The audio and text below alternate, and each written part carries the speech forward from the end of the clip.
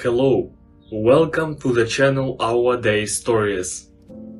Sit back and listen to a new story.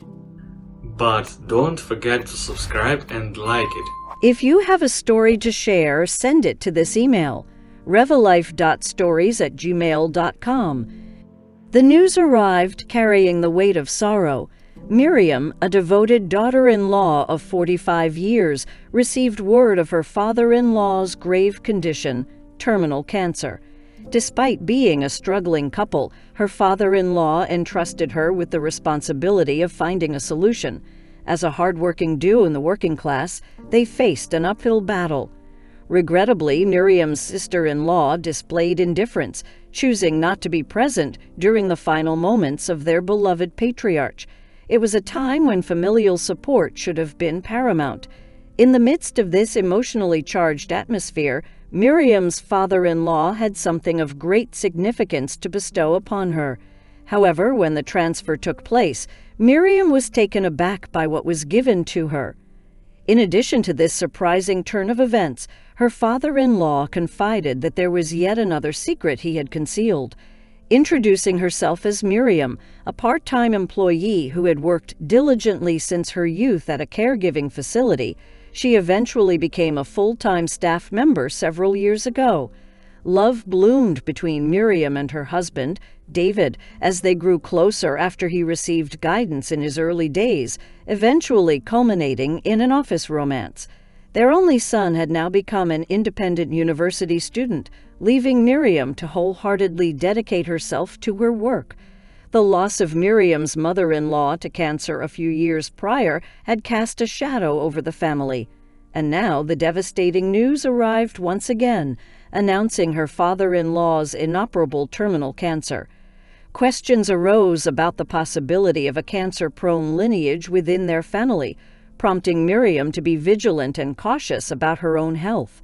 As David murmured his concerns, the couple made their way to the hospital, leaving Miriam to ponder her sister's absence. Once again, Pamela, Miriam's sister-in-law, had chosen not to show up despite being informed well in advance by both Miriam and David. The trio gathered in the examination room, awaiting the doctor's prognosis. It was discovered later that Pamela had indeed responded to the message, leaving Miriam bewildered and disheartened. David, aware of Pamela's recurring apathy, advised Miriam to let it be, acknowledging the futility of reasoning with her. Nevertheless, Miriam couldn't help but feel a glimmer of hope that perhaps Pamela simply didn't fully grasp the gravity of the situation. Pamela's absence persisted, casting a cloud of uncertainty. Miriam questioned the validity of her visit, contemplating the reasons behind her sister-in-law's unwelcoming behavior. Desperate for understanding, Miriam implored Pamela to lend an ear to comprehend the significance of the moment. Perhaps Pamela's absence was merely coincidental, a result of her day off coinciding with this distressing occasion. However, behind Pamela stood her husband, whose voice carried a hint of annoyance. He urged her to swiftly dismiss Miriam, deeming her presence bothersome. Despite the unpleasantness of their attitude, Miriam stood her ground and began discussing her father-in-law's illness at the entrance. Pamela, displaying an air of indifference, claimed to have already heard the news over the phone, questioning the necessity of Miriam's in-person visit. Pamela's words pierced through Miriam, stirring a mixture of emotions within her. Initially, she had planned to leave the matter to David, considering it concerned his parents. However, Pamela's dismissive attitude, coupled with her choice of words, compelled Miriam to speak up, unable to let such remarks go unchallenged. "Your words hold weight, especially when directed at your own parent in a time of distress," Miriam retorted, her voice laced with frustration. "I don't wish to burden you with it, but it seems you're unwilling to lend even a small helping hand." Pamela's obstinance remained unyielding, leaving Miriam disheartened and resigned. She retreated, making her way back home, a wave of emotions crashing upon her. David's words lingered in her mind, reminding her of the limited time they had left with her father-in-law. The realization that Pamela, as a full-time homemaker, had been their planned source of daytime caregiving added to Miriam's predicament. Balancing her job's fulfillment with the responsibilities of caregiving became a precarious tightrope act. That night, Miriam found herself once again engaging in a discussion with David, seeking a resolution. She broached the topic, acknowledging that if Pamela and the others refused to participate in caregiving, it would fall upon them as a couple to shoulder the responsibility. With a subtle yet meaningful glance, Miriam implicitly expressed her desire to take turns and contribute to the caregiving. David's gaze wandered, his voice tinged with apology as he responded, "Miriam, I'm sorry. I don't want to burden you with my father's caregiving, but if I become fully immersed in that role, it would jeopardize our financial stability. As the one supporting our household financially, can't we find a way to seek support from others?" Miriam paused, considering David's words. The weight of her hard-earned full-time employment tugged at her heart, but the limited time remaining with her father-in-law became increasingly apparent. With a resolute tone, she replied, "Understood. I can always return to work if needed, but our time with my father-in-law is fleeting. Leave it to me to handle the caregiving aspect concerning him." Their decision made, Miriam prepared herself for the challenges ahead. It meant temporarily sacrificing her career to provide the care her father-in-law desperately needed. Yet she held on to the hope that their collective efforts and reliance on others would help ease the burden, allowing her family to cherish the remaining moments with their ailing loved one. The following day, I mustered the courage to explain the situation to my boss and offered my resignation, effective at the end of the month. Thus, our caregiving journey for my father-in-law began. However, the challenges extended beyond the mere responsibility of caregiving. Taking on this role placed a significant strain on our finances. With minimal insurance coverage and mounting miscellaneous expenses, relying on Pamela in her current state was not an option. Nevertheless, my father-in-law expressed his gratitude to me despite the difficulties. News of my job resignation reached the ears of others, including my colleagues. Some approached me with condolences and apologies, while others extended their support. It was a bittersweet moment, knowing that my decision had both positive and negative repercussions. My father-in-law, upon hearing the news, wore a relieved expression, understanding the sacrifices I had made for his well-being. In the early days of caregiving, I tried to make my father-in-law's stay as comfortable as possible. I would read books to him and gift him CDs, catering to his bookworm nature. Each day, I diligently attended to household chores before embarking on the 30-minute drive to the hospital. David, too, would visit every day after work to check on his father's condition. Throughout the treatment process, my father-in-law remained resilient, displaying no signs of struggle. However, as time wore on, his condition deteriorated and he had to resort to consuming meals through a feeding tube. Concerned for his well-being, David made repeated attempts to communicate the severity of the situation to Pamela, urging her to come and visit even for a brief moment. Sadly, his pleas fell on deaf ears. Pamela, refusing to get involved with someone destined to pass away, dismissed the significance of familial bonds. David, disheartened by his sister's lack of empathy, began leaving work early to spend more time with his ailing father at the hospital. Recognizing the need for David and my father-in-law to share meaningful moments together, I would often accompany them, finding ways to pass the time in the hospital store. It was during one such outing that my father-in-law revealed something to me, his voice filled with a mix of sadness and gratitude. "Miriam, always grateful for your presence," my father-in-law uttered, his voice filled with a mixture of gratitude and sorrow. "Though it may seem small, I want you to be the beneficiary of my insurance policy." Sensing his difficulty in speaking, I suggested discussing the matter at a later time, hoping to alleviate any added stress. My father-in-law, finding some solace in my response, expressed his desire to speak about it now. Just as he began to delve into the topic, the hospital room door swung open abruptly, interrupting our conversation. Pamela, with a forceful entrance, made her presence known. "Wait a minute. I cannot allow someone else to be the beneficiary of the insurance. I absolutely won't let it happen," Pamela declared assertively. Resignedly, my father-in-law acquiesced to Pamela's demand more easily than I had anticipated. While I never sought this for financial gain, I couldn't help but feel a mix of surprise and confusion at Pamela's audaciousness.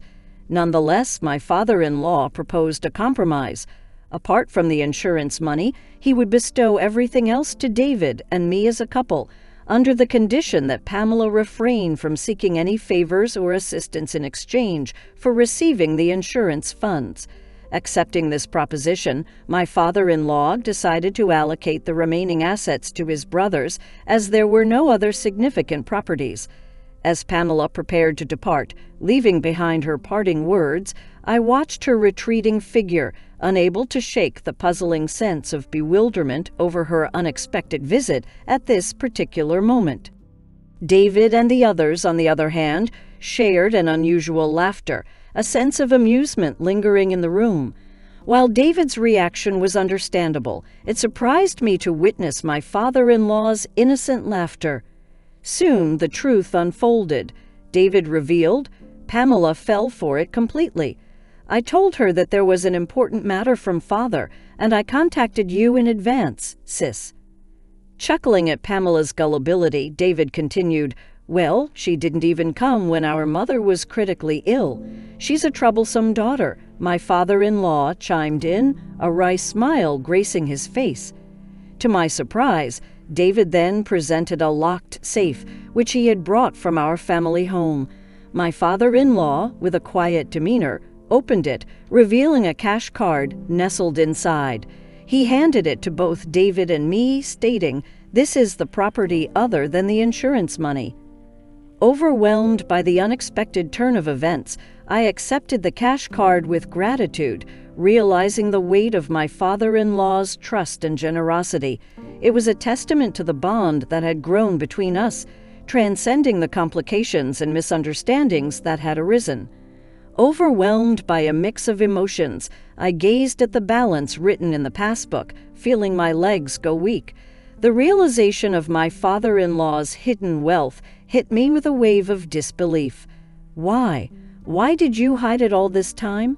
I couldn't help but question, my voice trembling.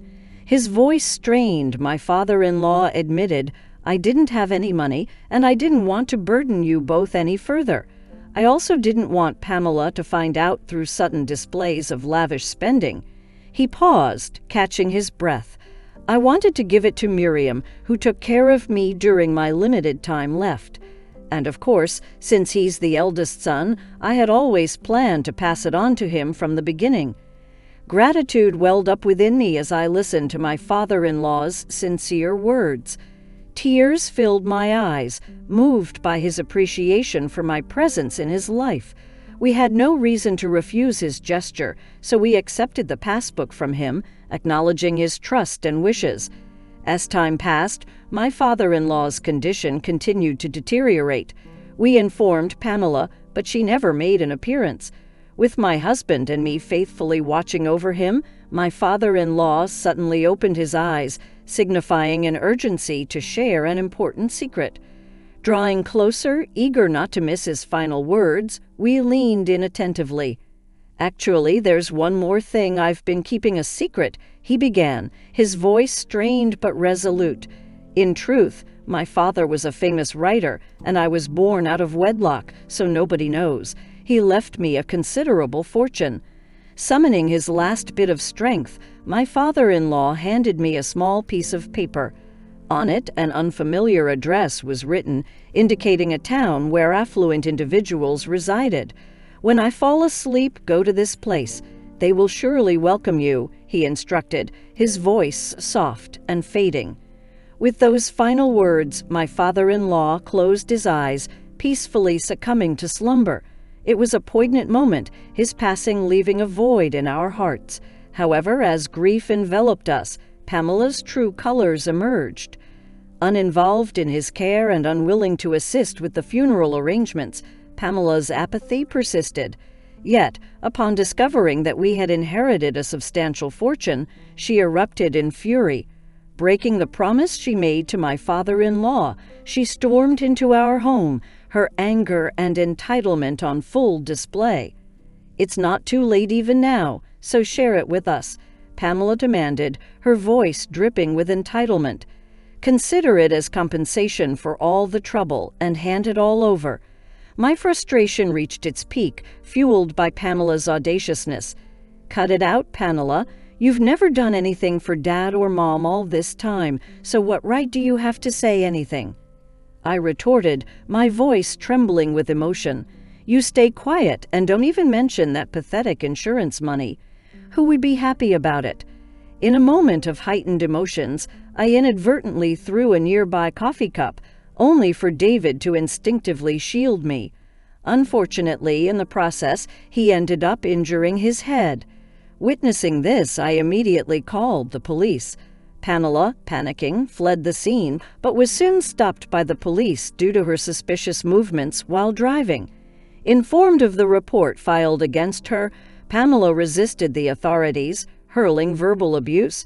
Eventually, with the police warning her of potential severe consequences for her actions, Pamela finally calmed down. David, with a bleeding face, would likely face assault charges rather than physical injury charges. Even if he wasn't indicted, he remained determined to pursue a civil lawsuit, seeking some form of justice. And so, our long yet strangely short journey through caregiving issues and inheritance problems came to an end after my father-in-law's passing 3 months later. David and I found ourselves at the location mentioned in the final note we had received.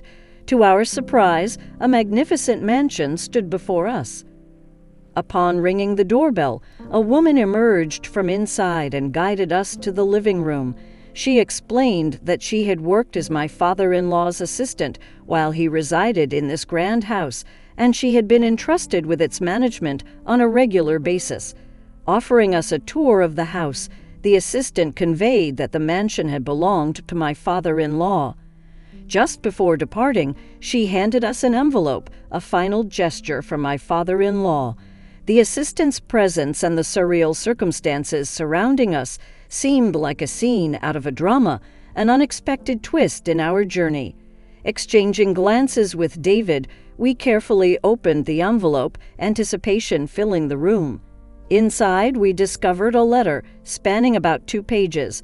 As we read its contents, a sense of freedom and empowerment washed over us. The letter stated that we had full authority to decide the fate of the mansion, free to do as we pleased. However, considering the unpredictable nature of Pamela and the potential consequences if she were to find out, we made a firm pledge to keep this newfound inheritance a secret from her. We understood the importance of protecting this precious gift, cherishing it as a testament to the memories shared with my father-in-law.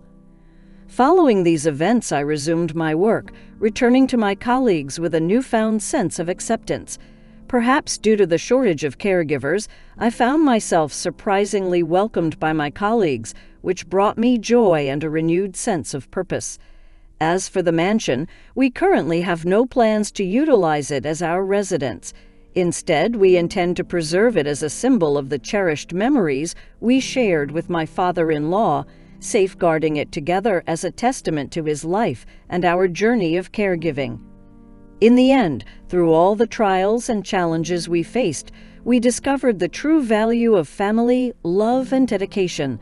The legacy of my father-in-law's final moments taught us the importance of cherishing the time we have and embracing the bonds that bind us together. With the mansion as a tangible reminder of our journey, we move forward, united and determined to create a future filled with happiness and harmony. The moral of this story is that family bonds, compassion, and loyalty are priceless treasures. It stresses the importance of supporting loved ones in difficult times, regardless of personal circumstances or differences. The story emphasizes the importance of selflessness, resilience, and the willingness to make sacrifices for the well-being of others. It reminds us that true wealth lies not in material possessions, but in the connections we make and the memories we make with our loved ones. I think a family should prioritize unity, empathy, and support for one another. The story highlights the negative consequences of selfishness, indifference, and lack of understanding in family relationships. The story emphasizes the value of being there for loved ones in their most difficult moments and demonstrates the reward that selfless acts of care bring. The moral of this story is that family bonds, compassion, and loyalty are priceless treasures. It stresses the importance of supporting loved ones in difficult times, regardless of personal circumstances or differences. The story emphasizes the importance of selflessness, resilience, and the willingness to make sacrifices for the well-being of others. It reminds us that true wealth lies not in material possessions, but in the connections we make and the memories we make with our loved ones. I think a family should prioritize unity, empathy, and support for one another. The story highlights the negative consequences of selfishness, indifference, and lack of understanding in family relationships.